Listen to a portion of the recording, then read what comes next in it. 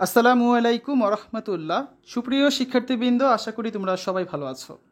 এই ভিডিওটা তৈরি করছি অষ্টম শ্রেণীর শিক্ষার্থীদের জন্য। 2024 শিক্ষাবর্ষে বার্ষিক মূল্যায়ন নির্দেশিকা প্রকাশিত হয়েছে। আজকে আমরা দেখব অষ্টম শ্রেণীর স্বাস্থ্য সুরক্ষা বইয়ের বার্ষিক মূল্যায়ন পরীক্ষার সিলেবাস এবং মানবন্ধন সম্পর্কিত আলোচনা। শিক্ষার্থীরা, এখানে কিছু নির্দেশনা দেওয়া আছে, তোমরা এগুলো দেখে নেবে। তো প্রথমে চলো তোমাদের অষ্টম শ্রেণীর স্বাস্থ্য সুরক্ষা বইয়ের সিলেবাসটা দেখে নেওয়া যাক। মোট 8টা অধ্যায় তোমাদের বই রয়েছে। এখান থেকে 6টা অধ্যায় থেকে প্রশ্ন করা হবে। যে অধ্যায়গুলো থাকবে: প্রথম অধ্যায় আমার স্বাস্থ্য আমার সুরক্ষা, 1 থেকে 8 পৃষ্ঠা। দ্বিতীয় অধ্যায় নিরাপদ খাবার নিরাপদ জীবন, 9 থেকে 24 পৃষ্ঠা। তৃতীয় অধ্যায় শারীরিক ফিটনেস, 25 থেকে 54 পৃষ্ঠা। চতুর্থ অধ্যায় আমার আত্মবিশ্বাস আমার পাথেয়, 55 থেকে 70 পৃষ্ঠা। পঞ্চম অধ্যায় কৈশোরের কথামালা, 71 থেকে 86 পৃষ্ঠা। ষষ্ঠ অধ্যায় রোগ ব্যাধিকে সঠিকভাবে জানি, সুস্থ থাকার নিয়ম মানি, 87 থেকে 94 পৃষ্ঠা। এই 6টা অধ্যায় মিলে তোমাদের পরীক্ষার প্রশ্ন থাকবে। এখন এই 6টা অধ্যায়ে অনেকগুলো কাজ আছে, ছক, একক কাজ, দলগত কাজ। এই কাজগুলো থেকে তোমাদের কিন্তু 30% মূল্যায়ন করা হবে, যেগুলোকে শিক্ষণকালীন মূল্যায়ন নাম দেওয়া হয়েছে।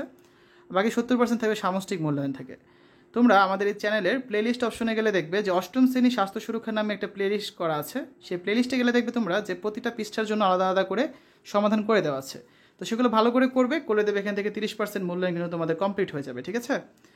তারপর আমরা একটু বিস্তারিত দেখি, তাহলে বুঝতে পারবে। যেমন এই 30% মূল্যায়নের জন্য তোমাদের কিছু শ্রেণী কাজ আছে বইয়ে, একক কাজ, দলগত কাজ, ছক পূরণ। এখান থেকে থাকবে 15 নাম্বার। যেমন 80 পৃষ্ঠা একটা কাজ আছে, দেখলে বুঝতে পারবে।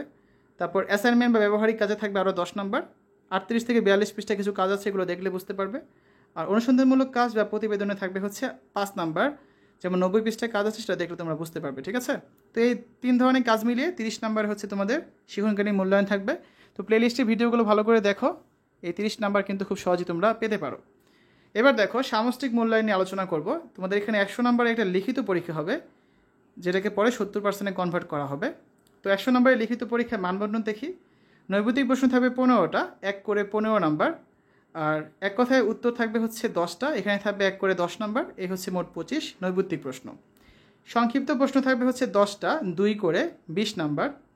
রচনামূলক প্রশ্ন দৃশ্যপটবিহীন 5টা থাকবে, এখান থেকে অ্যান্সার করতে হবে 3টা প্রশ্ন, প্রতিটায় 5 করে 15 নাম্বার। 60 নাম্বার শেষ। আর রচনামূলক প্রশ্ন দৃশ্যপট নির্ভর 7টা প্রশ্ন থাকবে, এখান থেকে 5টা অ্যান্সার করতে হবে, প্রতিটা হচ্ছে 8 করে 40 নাম্বার। এখন এই যে 5টা প্রশ্ন অ্যান্সার করতে হবে, প্রতিটা প্রশ্নের ভিতরে আবার 2টা করে অংশ থাকবে, ঠিক আছে? তাহলে এই যে 100 নাম্বার মোট তোমাদের রয়েছে, 100 নাম্বারের জন্য তোমাদের নির্ধারিত সময় হচ্ছে 3 ঘন্টা। আর এই 100 নাম্বারকে পরবর্তীতে 70%-এ কনভার্ট করা হবে। এখানে একটা নমুনা প্রশ্নপত্র দেওয়া হয়েছে তোমাদের জন্য। আমরা আগামী পর্বে নমুনা প্রশ্নপত্র নিয়ে আলোচনা করব, তাহলে আরও ভালো করে বুঝতে পারবে। এখানে বলেই দেওয়া আছে এটা একটা নমুনা প্রশ্নপত্র। এই নমুনা প্রশ্নপত্রের আলোকে তোমাদের শিক্ষকরা তোমাদের জন্য পরীক্ষার প্রশ্নপত্র তৈরি করবেন। তবে এই প্রশ্ন কিন্তু হুবহু ব্যবহার করা যাবে না, সেটাও ক্লিয়ার করে এখানে বলে দেওয়া আছে। তো শিক্ষার্থীরা, এতক্ষণ আমরা দেখলাম অষ্টম শ্রেণীর স্বাস্থ্য সুরক্ষা বইয়ের বার্ষিক পরীক্ষার সিলেবাস এবং তোমাদের বার্ষিক পরীক্ষার যে পরীক্ষার যে প্রশ্নপত্র থাকবে, সেই প্রশ্নপত্রের মানবন্টন নিয়ে আলোচনা।